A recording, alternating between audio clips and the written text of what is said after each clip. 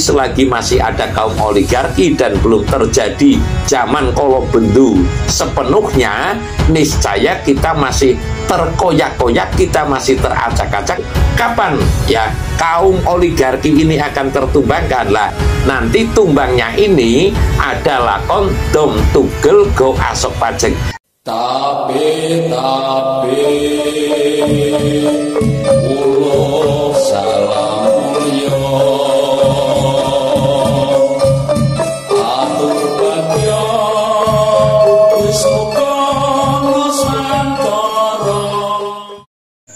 Hong wilayah ing jati nugone ajat-ajate leluhur Nusantara tapi uluk salam mulia. Cerita zaman menurut ramalan leluhur Jawa ya, yang sering kita dengar. Menurut saya itu kan kalau zaman itu ada beberapa ramalan, ada zaman ini, zaman itu. Tapi kalau secara fasenya itu ada 3 menurut saya. 1, besok ing tembe kelamun bakal ono wolak-walik ing zaman ya, artinya akan terwujudnya tatanan zaman adil melalui fase 3 zaman. 1 itu adalah zaman edan. Lah, setelah zaman edan ini ada zaman fase berikutnya, yaitu zaman kolobendu, lalu zaman kolo sebo atau kolo asmoro.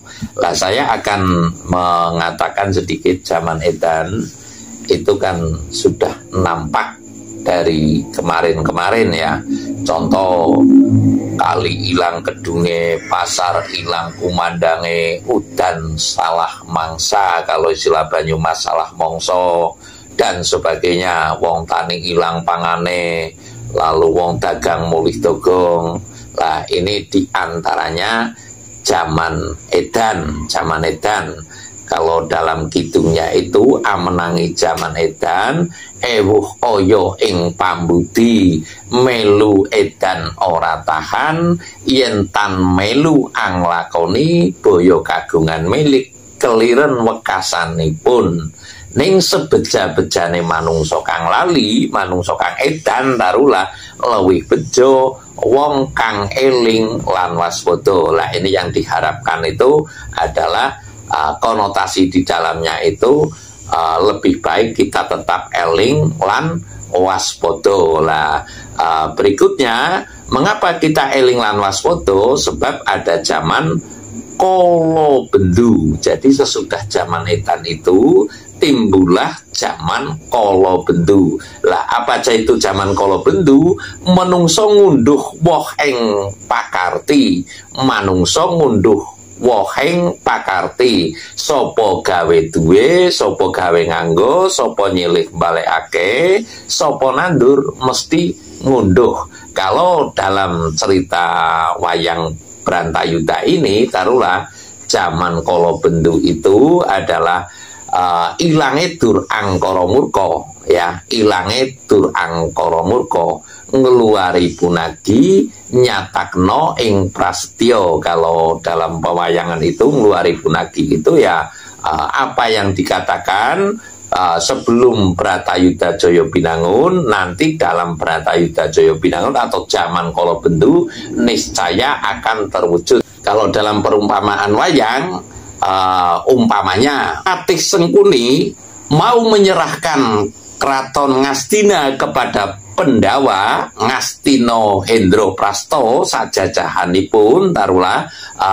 manakala Patih Haryo Sengkuni ini diwudul begitu. Lah, ini sebuah contoh bahwasanya ngeluari punagi nyatakno prasetyo. Lah, hilangnya keangkara murkaan ini adalah zaman kolobendu. Artinya di zaman kolobendu ini niscaya untuk kaum yang angkara murka akan tertumbangkan. Sekali lagi, zaman kolobendu ini kaum yang angkara murka ngipatake marang kautamaning urip atau tidak bertata krama dalam hidup niscaya akan tertumbangkan. Lalu setelah itu mijilah zaman kolo subo atau kolo asmoro. Artinya di situ manusia pada suka-suka karena keangkara murkaan ini telah ditepis, telah disirnakan dengan kata kasarnya, atau telah ditumpes. Bahasa yang tepat itu ya ditumpes lah. Ditumpes dalam artian kaum yang angkara murka ini sudah tidak lagi bisa berbuat angkara murka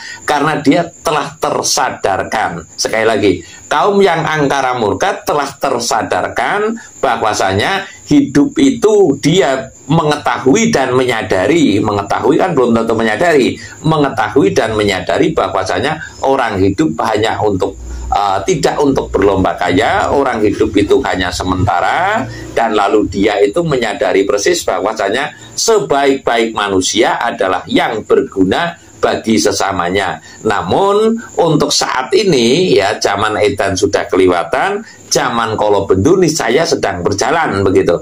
Zaman edan sudah kelewatan, zaman kolobendu niscaya sekarang sedang berjalan. Yang saya maksud, kita tetap eling lan waspada untuk bisa mempertahankan eling lan waspada ini, karena sudah mendekati dan bahkan sedang terjadi zaman kolobendu. Sekilas saya akan mengatakan bahwasanya kalau sekarang penghidupan masyarakat semuanya itu tergantung kepada oligarki. Ya, sekali lagi, sekarang kehidupan masyarakat ini itu tersetting atau terbaca oleh kaum oligarki. Kaum oligarki itu ya kaum yang banyak duit ya, yang bisa mengatur negara, bahkan bisa mengatur dunia. Lah sekarang ini kita masyarakat semua itu tergantung dengan permainan uang oleh para kaum pemilik uang, pemilik modal, yaitu ya taruhlah, saya nggak akan mengatakan, namun secara sekilas ya